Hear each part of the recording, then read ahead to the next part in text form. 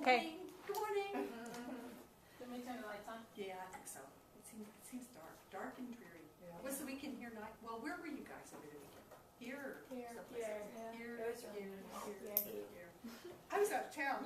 I went down south, so we didn't get back until 10:30. So I'm a little dingier than usual, but that's okay. You don't know how dingy I usually am. So today we. Everyone, this is Lori. She's my boss. Yeah, She's the I'm other who's instructor. really typically supposed to be doing this, but she's doing such a great job. It's like, why, mess with a good thing, right?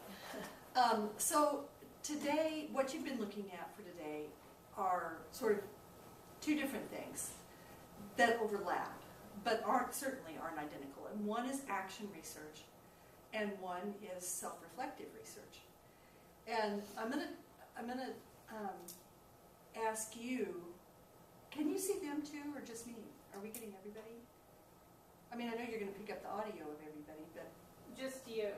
Because I've gotten told before when I see everyone that they can't hear who's presenting. Oh, okay. Well, all right. So it's going to be your voices, because I want you to tell me what you think action research is. Why do we care that you know about action research? And then this is called wait time.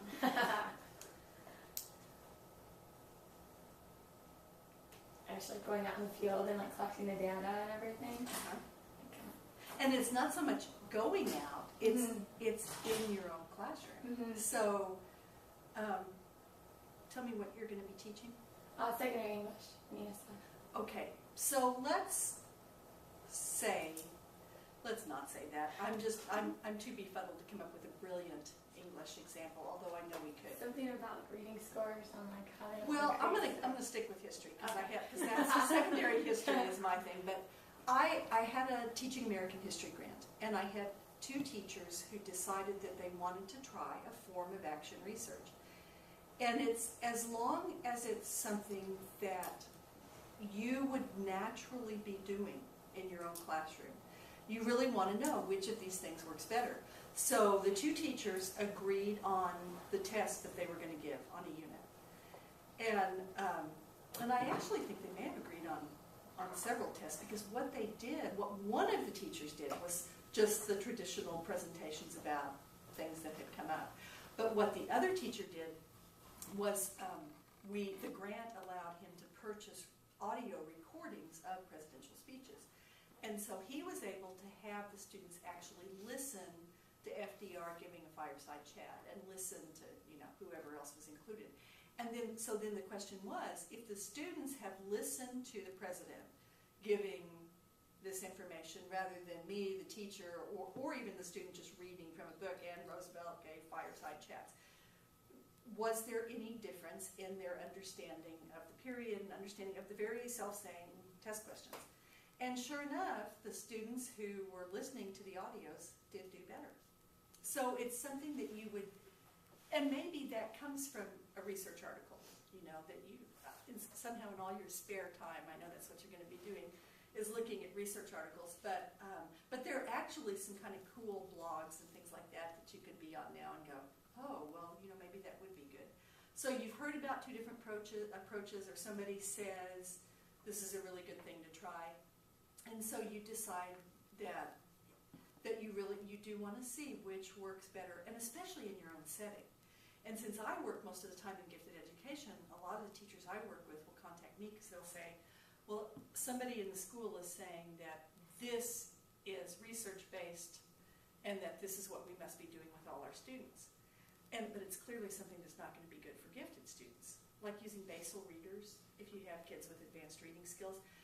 And so I'll have to, I'll try to help them find the research that shows, no, the research they're citing was never used with gifted kids. And so they're saying it's good for everybody, but everybody didn't happen to include this particular population. So within your own population, you may find that something works better. And then, of course, the quirky thing is you may find it works better this year and not next year. Because every time you have a class, it's going to be slightly different. But so action, one of the reasons that I think it's really great for the College of Education to have an honors program where you're learning about research is so that I mean, there's one thing. All of you might decide to come back for a master's. Who knows? You might decide to come back for a PhD, and ultimately you might leave the classroom for administration or to become a teacher leader or to become a college level professor. But I don't want you to know about research to try to lure you away from the classroom, because I think it's great that you want to be classroom teachers. So that's just one little piece of it, that you are better equipped for something like graduate school. But I want you to know how to do action research in your own setting. And so you could think about, and maybe, because it may be something that you want to try with one particular student. Maybe you have a child in your classroom who's on the autism spectrum.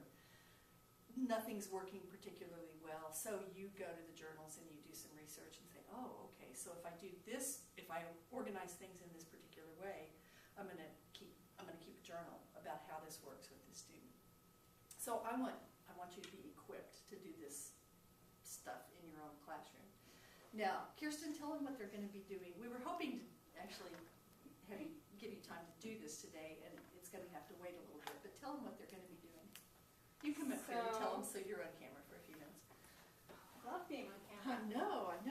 I can sit over here and I'll still be on camera. Okay. That way you can have your seat. Okay. All right, so what was supposed to be the first half of today's class but didn't work out is my friend is in an instruction development class, That sounds good. I think. And she has to do this project where she creates a lesson that then for someone else's class, they implement it, and then we give her feedback. And so we were supposed to do that today, and then give her feedback to see if it works, if we can smash tons of learning into like 15 minutes. Because that's what it's supposed to do, is it's supposed to concentrate. Instead of me taking an hour to give a lecture, I'd be able to compress it into 15 minutes, and you'd still get the same amount of understanding and content. And it was going to be on evaluating sources. Oh, cool. So we'd look at some websites and some other high quality websites, lower quality websites, how to differentiate between those. Mm-hmm. And she had lots of handouts, and she found this really awesome website that I'm excited about. And so that's what she was going to do, or we were going to do, and give her feedback. And so that, when you do that, that's going to be a form of action research. So something that now in her case, she needs to know it for a class, but it would be perfectly reasonable for you to be doing it in your own classroom. And another thing is are some of your classes based on flipped learning right now? Are you doing any flipping? Have you been in a class before that? I had a Foundations of Special Education last fall. Okay. When Kirsten was actually supposed to come into that class at the end, because you guys, I think you'd watched a video or you watched the PowerPoint, and I was doing the talking behind the PowerPoint about gifted education, and we had this great activity. And so next week, by the way, I'm doing that great activity, but I suspect you're tutoring, aren't you? On Monday? Uh-huh. Yeah. So for me as a history teacher, I look at flipped learning and go, you know what it is, yes. Mm-hmm. To me, everything, as a student in a history classroom, I was always doing flipped learning. Yes, it happened to be that the flip part of it was that I was supposed to have done the reading beforehand. You guys usually got to watch a video, right? Mm-hmm. A lecture online. Yeah. So the homework was the lecture part, and then in class you're supposed to do something more active. But I always felt like if I was supposed to do the reading so that we could discuss it in class, isn't that kind of flipped learning? And you know how well that goes, right? So I'm going to be real interested to see, since flipped learning has sort of swept the landscape. Has anybody been telling you ought to be thinking in terms of doing flipped? I know West High started to do some of their classes in flip learning, so I don't know if that's going to become more popular in like the secondary schools. I hope not. It may actually kind of, I don't think students, my theory is that it's been fun for a while, and especially if kids can use their phones or, use some quick media thing, to listen to a quick podcast, but I don't think they're gonna do it. You know, I think I've been to I've observed an engineering class, and the reason their flipped learning worked in the engineering class is because they had to do something, and then when they, I guess before they came to class, they had to take a quiz. You know, so if you're going to follow each flipped learning example with a test, then of course at least people will do it. But anyway, I could see that flipped learning would be great for action research. And when you read about it and you think, oh, well, okay, so, you know, I run out of time usually to have a really meaningful discussion. So maybe if I have them watch I don't know if you could have them watch the whole movie. I mean, that's a little more than just flipped, but you could have them watch segments from Much Ado About Nothing, and then have a really, see if you could have more time for the discussion in class or something like that. But I think that's one that would be pretty interesting to research. But I think that you're not going to probably be able to plan much in the way of action research for your senior research. So that's not really what we're aiming at. That's my transition into the self-reflective research. Because the University of Iowa has, I believe we have one of the most careful and precise IRBs anywhere in the country. And have you heard of the Monster Study? Okay, that's why our IRB is so, that's one of the reasons that we're so careful, because somebody in speech pathology goes to an orphanage to see if her theory on why kids become stutterers, she was a grad student, and this was her dissertation topic, why All do grad kids... students are mean. Yeah, well, it was a really great topic.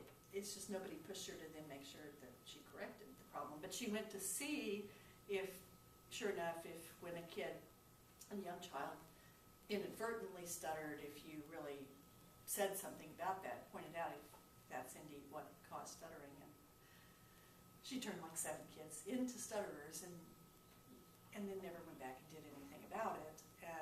And some of these people have already passed away, but families and some of the surviving individuals themselves now have learned that, lo and behold, this was done to them, and it really didn't have a great outcome, you know, in terms of their lives. So that's why it's called the Monster Study. And so we're very, very careful and very cautious.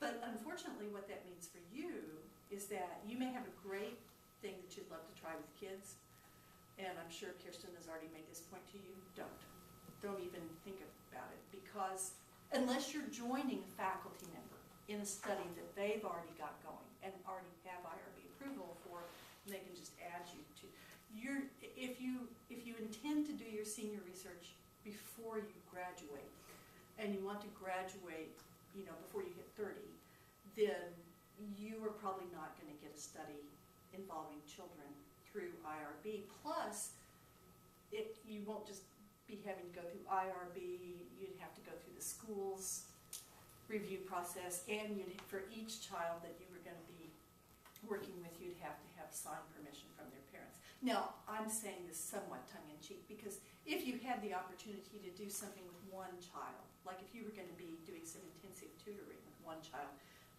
that's something that, you know, you could do a case study about something. But it's just much, much easier to do this if you're working instead with teachers.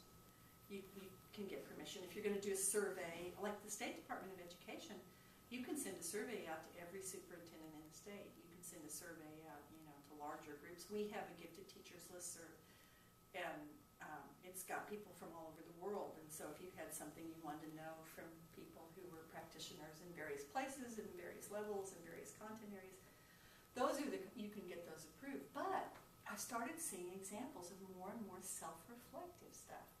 I thought, oh my gosh, this is really cool, because there's certainly no problem. I mean, there's no problem getting it through IRB that I want to review myself and what I'm doing. And the best example, the easiest example that I've seen of this is one student who She literally did videotape herself while she was doing some teaching during practicum. And what she was looking for was, she was trying to see, was she really asking higher level questions? And so she was using Bloom as a framework, and she wanted to know, was she getting to those higher levels? And so it's just focused on you. And so which things did you read? Let's start somewhere, and somebody, they're both looking at you. So. The first one with what was it? The name of it? Oh, whatever. You can just talk. It was like it was about those teachers who were in the classroom, and I read this like 2 weeks ago, but it was something about like changing their curriculum to, you know, what Was it the chemistry one? No. It was the first one. I'm getting there. Okay. You know what I'm talking about? It was something about like they were changing their classroom to, I think it was co-teaching. Oh, okay. Is it co-teaching? Collaborative self-study of beginning Yeah. researchers. Yeah, that one. Maybe it That's wasn't what it's called. co-teaching. Oh, maybe it did. Hold on, it's I read it like 2 weeks before my interview, so I'm like trying to think right. I can't see it. That's okay. I get It like was this something little about like window. changing their curriculum in the classroom. So like And reflecting on. and reflecting A on collaborative self-study, exploring the radical middle between theory and practice, a collaborative self-study yeah. of beginning teacher educators. It's Oh, this is what it was. Okay, it was talking about how professors, why they don't have to take classes to teach income, like pre-service teachers, and like they talked about, you know, being in the classroom, like why they don't have to do that when it's like things are evolving and changing. Yeah. That's what it was. I've read so many articles. Yeah, I know they do begin to all think kind of. Yeah, like blind, but yeah, it was about that, which is like interesting because I've always thought of that too, why they don't have that. But I mean, people in education, I think it's different, but you have like chemistry teachers and Who don't have a clue how to. yeah, like my friends in like the medical, like they don't know how to teach, and it's frustrating. And now being a pre-service teacher, when I'm in those general education courses, it's like interesting when you like are critiquing that, not saying it. And you think, why do they do that? Yeah. Or why don't they ever do this? Like, or, right? yeah. Yeah. And so, do you remember which one? I thought that was I read the first one, But now it's not sounding familiar. That was one component of it. There's a lot. okay. So the options. The next one was self-study and science teacher education. Hey, that's There's a self-reflection through online journaling. And there's a changing teaching style self-reflection with journals. Yeah, I read the science one. You want to talk about that? Do you remember enough about it? Just with it being self-reflection and yeah, I don't really. And what did remember. you get? The author gained an in-depth understanding of how to plan and implement problem-based learning, a student-centered approach to teaching and learning that is driven to be messy, open-ended problems. It focused primarily on the issues and concerns that arose as the author developed and implemented a modified form of traditional PBL in large pre-service science teacher education classes. And so what was your impression just about the thought of being self-reflective while you're also trying to teach? I think it's always good to be self-reflective. I heard that, I actually put that in a discussion post, that reflection is one of the most important skills a teacher can have. Yeah. And so I think it's really important because that's how you learn from yourself and how you can continue to better your lesson plans. Do you, just out of curiosity, do you journal anyway? I mean, do you? For some of my classes, I have field journals that we have to do, and there's a reflection component for that. But other times, I guess it's just me just mentally. You actually take reflecting. the time to think about it. The problem, of course, in your first year of teaching is you're going to be exhausted, and unless you were, now you can always start a blog, and you could be fairly reflective in your, and actually, I'm not sure that's not something you couldn't do for your senior research, do a blog that might actually, help you be really reflective about some of these things. So did you remember now, based on the titles, which one you read? I don't remember the title. I just remember reading about like self-reflection. Yeah, like And what were your thoughts? student-centered learning. Yeah. I'm totally for that. I'm very strong about student-centered learning. I don't think that you learn anything from looking at a book and answering the preset questions. Now, of course, you have to know that there are some students who do, Yeah. you know. So whatever, and that's another thing to remember, is whatever your perspective is, and no matter how strongly you feel about it, it's not going to appeal to all students. It's like when Kirsten first got here, when teachers are doing their practicum in gifted education, well, and in most of the things, years ago, 15 years ago, I came up with this little graphic organizer. I think I actually came up with it before I knew it was called a graphic organizer, you know, before they kind of became so popular. But we've gotten so sick of, and she thinks she's gotten sick of it. You know, remember how long I've been using it. So, but even, so it had little kind of boxes, you know, it asked I about. think it's the one that I put on our page for the week that the lecture was canceled. So it's just If you a decide to little do those one-page readings. thing, and it wants to know what the author's Main thesis, point. yeah, the main point or thesis, how you would apply it to your students, how you would apply it to your school, what questions do you have. But I always said, if you can use it or you cannot use it because you may not like that format. And some people, you know, believe that whatever they're doing is going to be hugely appealing to all their students, and invariably there's going to be somebody.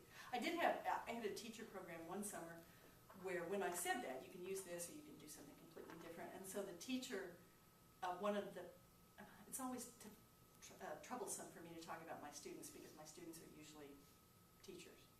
So, like, what am I supposed to call them? So I often end up calling them the participants. One of the participants decided that she was going to do a word web for each of her reading reactions. And the grad student I was working with at the time, who was not Kirsten, brought me this word web and was like, what am I supposed to do with this? How am I supposed to respond to it? So I was like, I'll take that one. But, so it is interesting, you can have a real mismatch between, and you would think that all students would really like student-centered learning, but especially, so you're at the secondary level, you're also, you're elementary. Young or upper? Okay, so where do you end up right now? Lower elementary. And Kenneth? Upper elementary. Upper elementary. By secondary, if you try to switch students to student-centered learning at the secondary level, you get a ton of pushback because they've settled into the habits that they developed, especially in upper elementary. And if those habits were that somebody delivered information to them and they could take it and, you know, kind of put out minimal effort on their own, they're going to really push back when you expect them to do more. Gets worse when they're graduates. You expect me to do what? But they've done some research about advanced placement classes. And those tend, because of the pacing until you get to the test, they tend to have less student-centered activities. And if you do research and you actually interview the students in AP classes, they really don't want that to change. They want that rapidity. They want that transmission of information.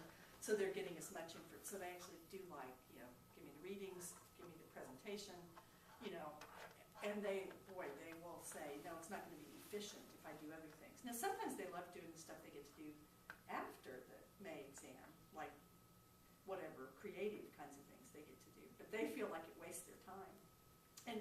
And Kenneth, what's your area going to be? I don't have an endorsement at all. Okay. Just, upper elementary. Okay.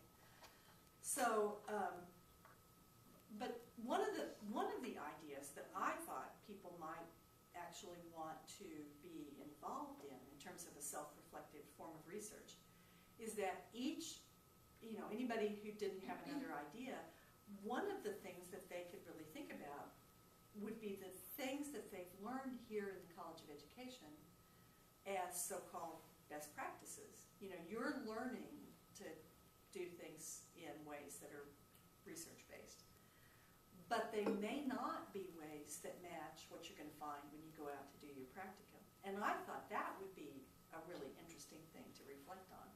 that you've been learning to do this kind of thing, but when you're, and I'm saying your practicum experiences because hypothetically you really do not want to be doing your senior research while you're doing your student teaching.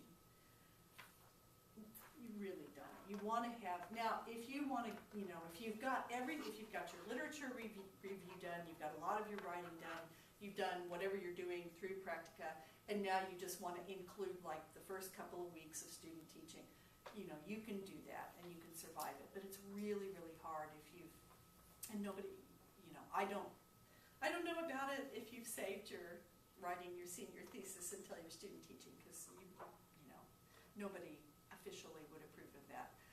But I mean, but if you do decide that you want to see in the student teaching setting what something like that is looking like, but I thought that would be really interesting because you currently have some real definite ideas of what you believe you should be doing, and then how does that play out when you're actually in the school? And are you seeing the same things? Are you seeing really different things? In some parts of the country, when student teachers go out into class, especially to go out and do their student teaching or take their first job, they're really told to forget all that stuff that they learned in their student teaching, which I think is real unfortunate, you know, because you are learning some of the cutting edge kinds of things, but people who've been in the classroom for a long time may not be too, you know, keen about what you as a newcomer have learned and want to do. So I thought I would actually go through and see if I could answer some of these questions and what ideas you guys have about some of these questions. One was, the first one that was on here was concerning our final thesis that we will have to write. Will any of what we write be towards the self-reflective side, or does it just depend on what we're researching? And what would you guys say to that? I think it could be intertwined. Yeah, I agree. I mean, I think that if you were doing your senior thesis in a content area, then whoever your mentor was, and it'll depend on your mentor. I mean, if your mentor, if you were in a content area, this is more likely to happen. Like you mentioned chemistry, it's going to probably be a pretty formal paper. But you and your mentor are going to agree on how you write this up. And so there's a thesis, I had a student several years ago who wanted to do her senior research while she was in Russia. Now, I don't speak Russian, but I often will mentor people if they don't really have a sort of natural mentor to work with. And she didn't. So I said, sure, I'll do it. And besides that, while she was in Russia, she was actually going to be working with a Russian mentor. And what her original question was what's the difference between the education that a student gets in a gymnasium, which is kind of a selective high school, versus a general education high school in Russia. But what she ended up, she wrote that up, and she wrote it up in Russian, and she ended up really doing her senior thesis with a mentor there as well as with me here. But when she came back, one of the things that she found really interesting to explore, and so wrote this up too, and in her thesis she actually had 2 columns, because one would be, she would include a passage from her Russian paper, and then she would include a translation and commentary. So it was not at all, you know, what you would have perceived at one time as a real formal paper. And what she was reflecting on was actually the very different role of the mentor in Russia, because the mentor there would actually write parts of her paper for her, including answering things in ways that she didn't even actually agree with. But it didn't matter. The mentor, the professor, said this is the way it is. And so she also found that difference in style in higher education, and the approaches to learning really different. So even if you're doing something that's a little more, you know, that's not necessarily purely self-reflective research, if it's okay with your mentor, then it's okay with me if you include, you know, I learned to write where I never would have even used first person. I never would have said anything with I in a paper. I think, I just, as a student of history, bachelor's and master's both, I didn't write that way. But I do think, yeah, I think it has value. And especially in your introduction and conclusion where you're talking about, you can always write formally and manage to say the same thing, but if it's okay with your mentor and you want to write about why this particular topic has captured your interest, then sure, I think the self-reflective piece is fine. Okay, and then I like the article Changing Teaching Style Self-Reflection with Journals and the positive shifts that a teacher can make in the classroom that provides the best learning environment for students. And the statement about the instructor switching roles is meaningful, from sage on the stage to guide on the side. So, and this, this is yours. Yeah, I heard that phrase for the first time. I mean, it was a long time ago, but it was when I was doing my dissertation. And a teacher said that, you know, I really want to be, she was actually an interesting person, but she's the one who first used that, sage on the stage versus guide on the side. Yeah, that's the first time I heard that. Yeah, it's kind of cute. Okay, and then Montessori. Is Montessori something that's being considered in the public school system now? And that's a really good question, and I don't know. I mean, I really don't know. That actually would be kind of interesting research in and of itself to look through the research. And I mean, it might be especially if you understood a particular style that Montessori uses, if you could find that same theme that appears in other forms of, like especially elementary research, although Montessori didn't stop at the elementary level, it went on through secondary. But to teach in a Montessori setting, you have to have real specific training. I mean, it's very specific, and I just had no idea. But that's a really intriguing research question, actually. Okay, and then exploring the radical middle. Yeah. Do you know that the College of Education actually now has a graduate certificate in, is it called Teaching Excellence? Is that? Yeah. It's a graduate certificate in Teaching Excellence, and people from all across the university. This is why my friend has us doing that wonderful. Oh, is she doing that? Okay, and it's we're not the only university to have this, but increasingly that question has come up. Mm-hmm. Now there would be a form of, you know, I'm sure that in your mind you think that you have to do your senior thesis about, you know, teaching K through 12, but you could actually interview like Kirsten's friend, Ellen, and you could do a case study on a student who's learning how to teach at the college level, and why did, or you could ask and you could find out, especially somebody who's not in the College of Education at all. So maybe somebody from the medical side or somebody from liberal arts or wherever, and find out why did they decide that they better learn how to teach even at the college level. So that would be, you know, an interesting thing. Because that's been a criticism for a long time. And then how much self-reflection should we include? The question is there too much self-reflection in a piece? Well, not if that's your focus.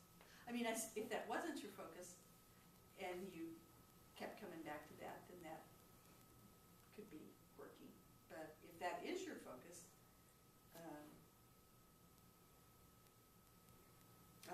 I don't think it could have too much. So, okay, and then you also like changing teaching style, self-reflection, teaching.